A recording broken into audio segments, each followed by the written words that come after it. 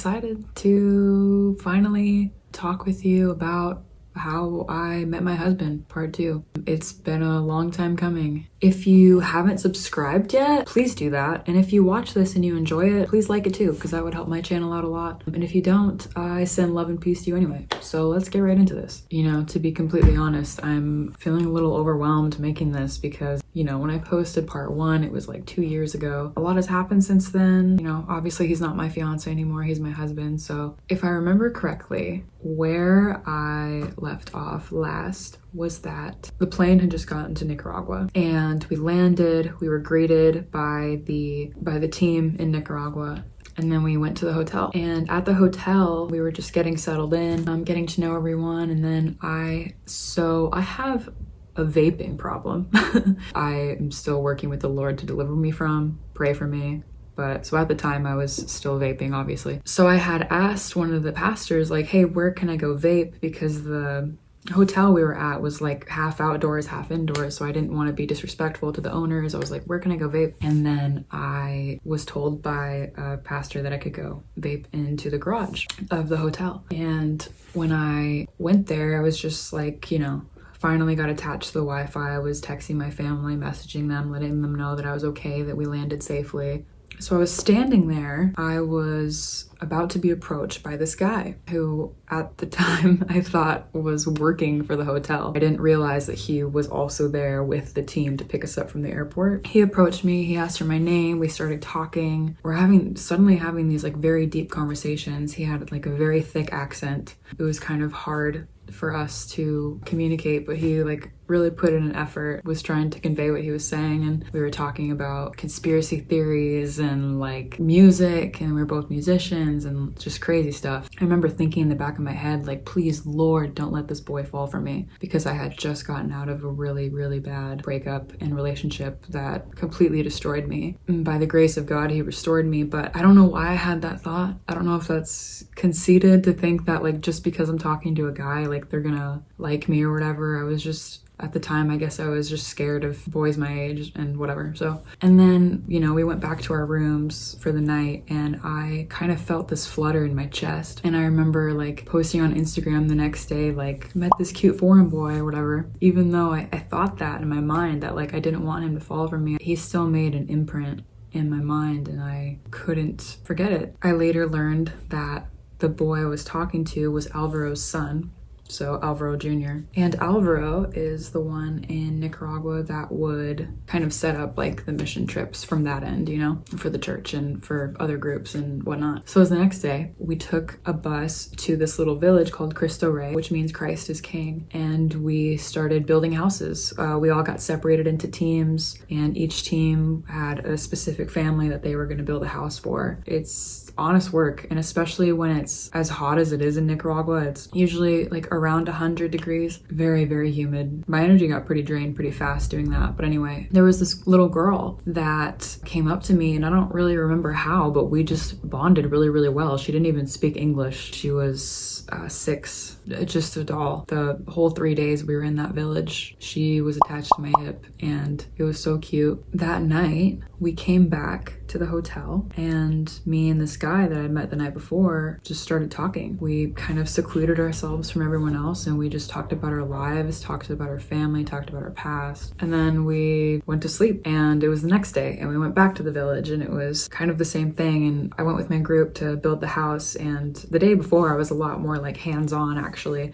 helping build the house. The child, her name was Sechi, her mom had instructed me to watch over her and a couple of other girls that were kind of following us around. So I was put on kid duty that day. They had asked me when I was, and I don't really know how they asked me because we didn't speak the same languages at all. Like I speak very, very little Spanish, but they asked me like, do you have a boyfriend? And I was like, no, but there's a guy here that I like. And they were like, who? And they could tell right away because there was only like one other guy that was my age. He was actually 5 years younger. So that's the tea right there. And they kind of like giggled and we laughed about it. It was so cute. When we went back to the hotel that night, it was the same thing. Me and this guy started talking again, another night, and we talked until maybe midnight. We would sit by this water cooler that everyone would go to fill up their water and whatnot. So everyone knew like something was going on. They're like, you know, wow, they're bonding a lot. It's kind of strange. Yeah, I think we went to go get ice cream, like, you know, the whole group and everything. I mean, this mission trip was amazing. It changed my life.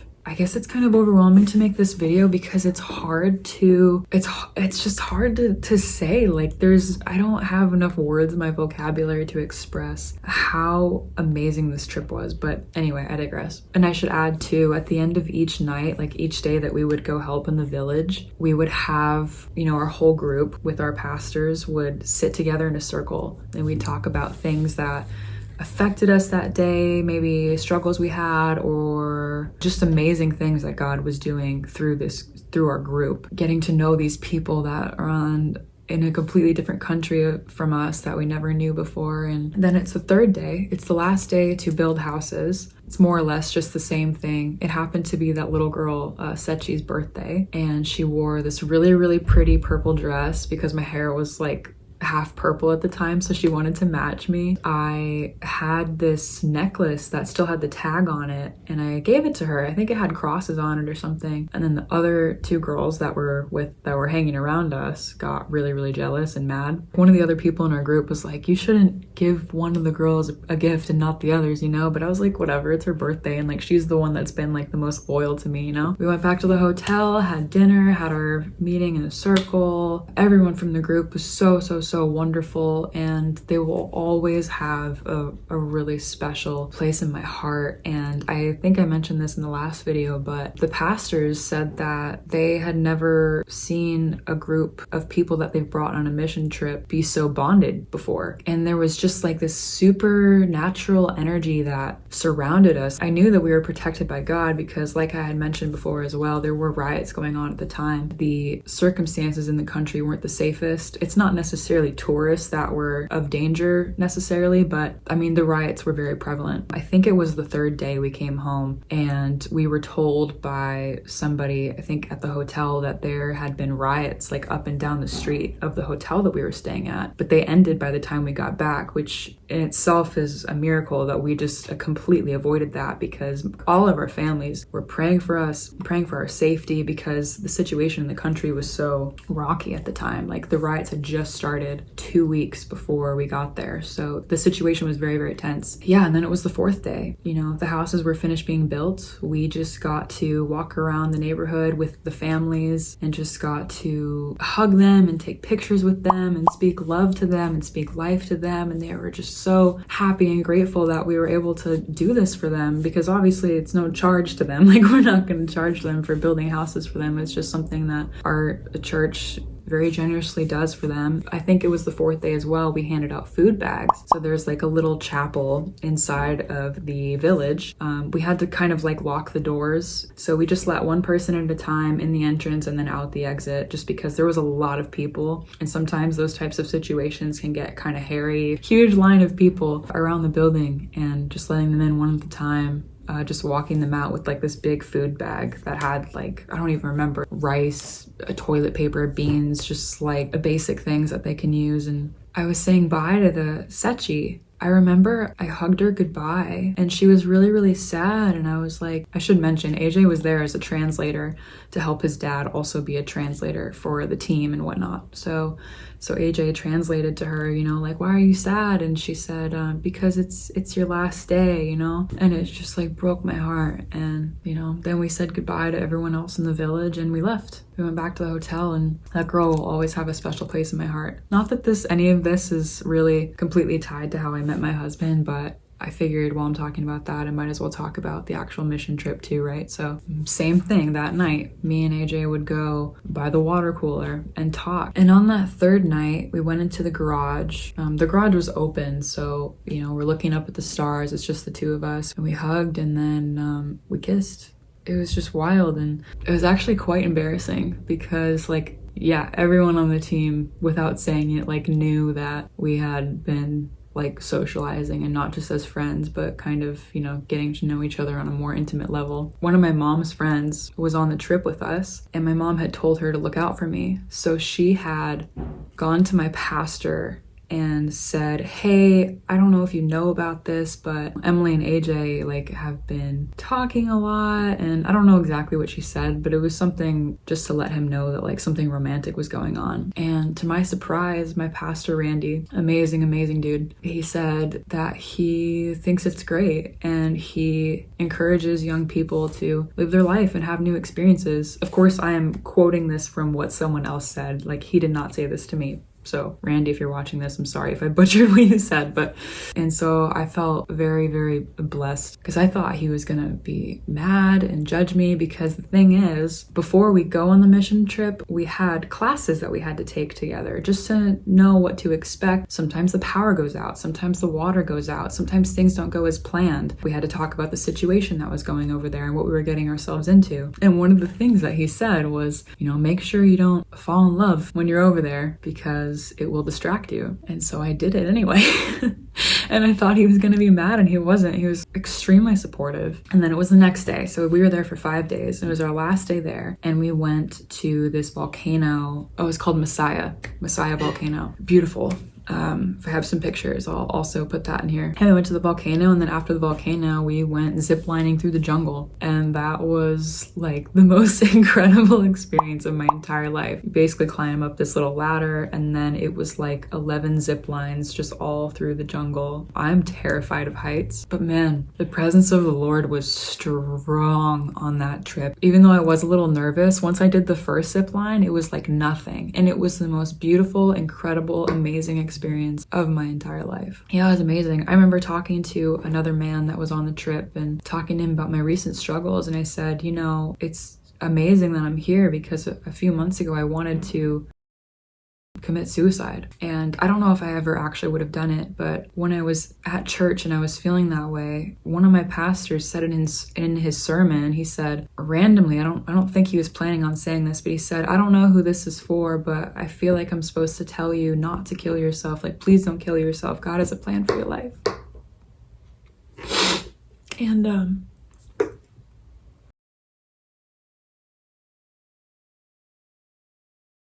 I kept that in my heart, and I prayed with someone after that service because I was going through such a tumultuous time. Like, the person that I was with before I met my husband, I don't know if I'll make a story about it. I don't know if I'll make a video about it. I don't know if I'll talk in depth about it. You just need to know that it was really bad, to the point that I felt that way. It was always back and forth. It was never consistent, and I was convinced that I was never going to find anyone that loved me like I loved them. But I did. It's the last night in our hotel. Me and AJ are talking by the water fountain. Well, the water, I don't know, it's not a fountain. I don't know what it was, whatever. We were talking until 1 a.m. And this is the most embarrassing moment. Well, I've had a lot. One of the most embarrassing moments of my entire life. We're talking and we're really sad that we're like, I have to leave tomorrow. Like, I don't know if I'm ever gonna see him again. I'm sitting in this chair and he is in front of me, like on his knees, like hugging me. And I'm like hugging him back and just kind of like caressing his back or something. And I guess if you were to walk in on that, it probably looked pretty bad. And especially considering it was like a church thing. Yeah. So one of my pastors comes up to get water because we're sitting by the water thing. And he says, what are you guys doing? And I said, oh, we're just, talking, haha. He's like, boy, you guys should get to bed. I don't think you should be out here by yourselves. And I was so embarrassed because I know that he thought that we were doing like something else. You know what I mean? Hold on, I'm gonna adjust. And so I wanted to keep talking with him. Like, I wanted to kiss him again, like so bad. But I was just so embarrassed about that moment that I hugged him really quickly. And then I went to my room and I went to the bathroom and I cried for a while. It's the next morning. We're both spending time with each other. We had breakfast with the group and all of that. And we were also really sad that, we had to part. We drove in a bus, the whole team, and, everyone who escorted us and was from Nicaragua that was with us and whatever. We went in the bus, we sat next together on the bus, and we held hands. It was really sad. I looked over at him and I saw him texting on his phone, I love you. And I thought, I think I love him too.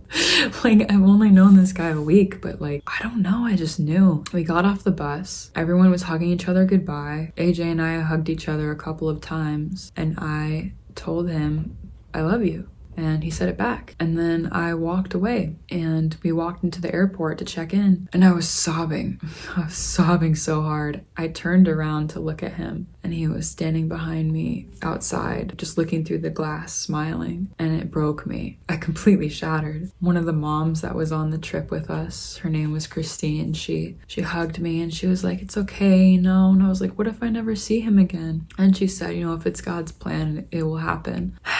We checked in, and yeah, we took a flight home, and I was completely depressed the whole time home. I mean, you know, I was sad to have left him. I was also in amazement of like what God just did for those people in that village, what he did for our team, what he did for me. My soul was completely restored after feeling like I wanted to die.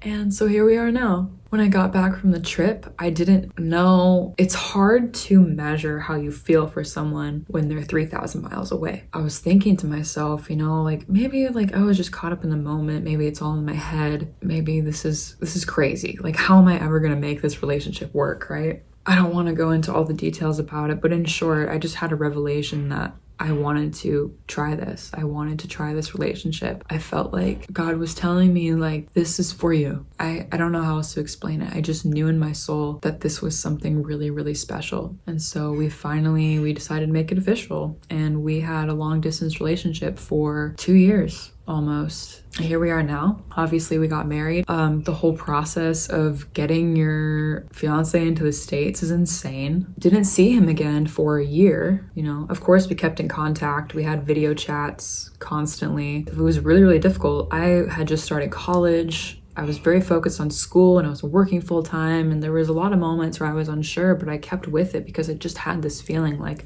just wait, it will be worth it.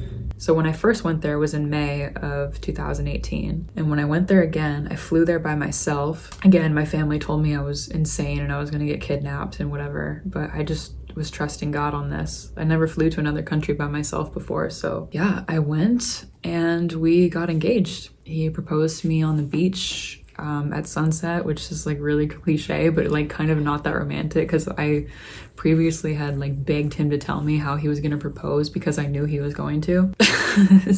Don't ever do that, by the way. Do not let your curiosity ruin a surprise. It's not worth it. But yeah, I made him tell me, and yeah, regardless, it was a magical moment, and we got engaged. Then when I flew back to the States, I had to fill out the paperwork with him, which is really hard, especially from afar, to do with someone, and then send it into the USCIS to get finalized and approved and all that. I went back to Nicaragua that same year in November because we finally got our appointment date for our interview. Because what happens with the application process is you just send in a lot of paperwork and evidence and blah, blah, blah, blah, and then you have an interview. And so I went there to see him, obviously, and then to have the interview. And the crazy part was, like, while I was booking the flight to go there in November, like, the interview was the week before Thanksgiving. And I knew that the flight prices were gonna be like really crazy, right? I was thinking, like, you know, in theory, if we pass the interview, he should get his passport back right away. There was an off chance that, like, you know, we didn't get approved for the interview, and then he wouldn't have been able to fly back to the States with me, or we did get approved for the interview, and then, you know, they take your passport at the interview, and then it could come like weeks later because it was like Thanksgiving week, you know. I couldn't, if I were to buy his flight last minute, the prices were gonna go up, it was gonna be crazy. Didn't want to do that, so I'm like, but if I bought the flight, I couldn't get refunded. So I'm like, you know what, whatever, I'm gonna take the leap of faith. I'm gonna buy his flight back too and just pray for the best.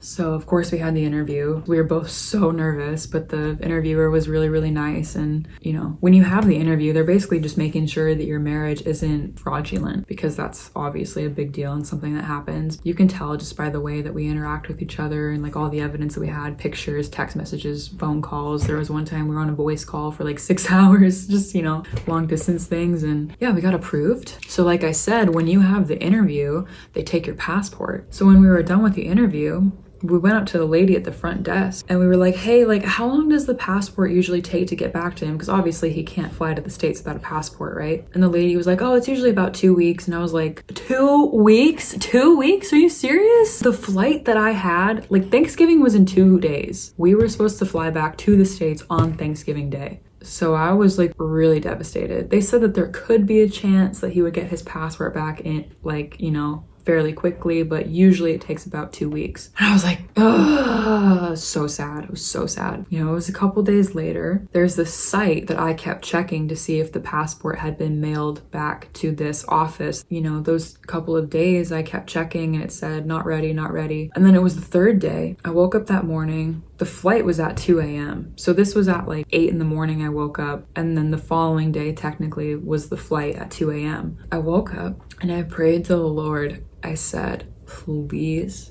let his passport be ready. Mind you, it had only been 3 days. I went on the site, typed in his information, and I read it, and it said that his passport was ready.